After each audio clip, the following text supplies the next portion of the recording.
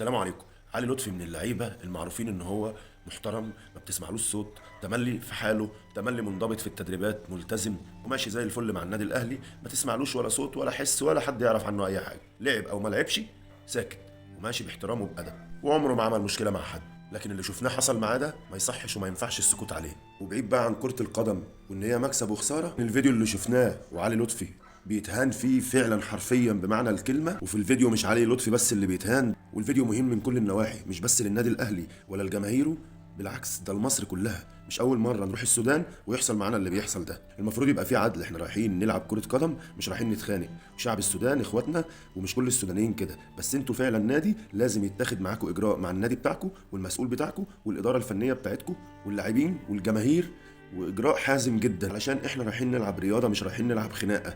وانت اقصى احلامك انك تكسبني واحد بالعافيه في وسط ذعر. ونفس الحوار حصل مع منتخب مصر في السنغال، والجماهير اتضربت واللعيبه اتضربت.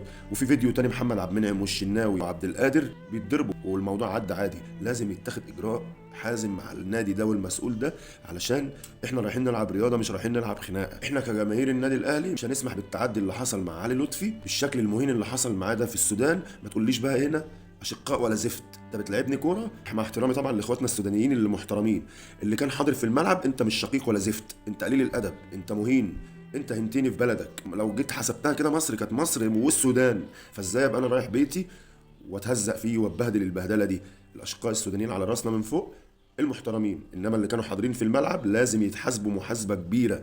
ومحدش يسكت على حق الناس اللي حصلت مع محمد عبد المنعم وابو قادر والشناوي وعلي لطفي. حاجه مهينه يعني. انا رايح العب كوره ولا رايح خناقه؟ ودي مش اول مره، دي كتير، كل ما نروح السودان يحصل كده. ويا ريت اداره الاهلي تتحرك في الموضوع ده، بلاش سكوت وبلاش ضياع حق الناس. الشناوي، علي لطفي، محمد عبد المنعم، احمد عبد القادر لازم حقهم يجي. انا رايح العب في بلد بره، هو لما بيجي عندي مصر بنشيله على الراس والعين، ومهما عمل بيجيني مصر ما بنتكلمش معاه ولا بنعمل معاه حاجه وحشه. انا رايح العب ماتش كوره، مش رايح خناقه وسط ناس مسجلين ولا داخل وسط ناس بتاع بلطجيه. انا رايح رياضه، لازم الناس دي تتحاسب وتعرف يعني ايه معنى الرياضه.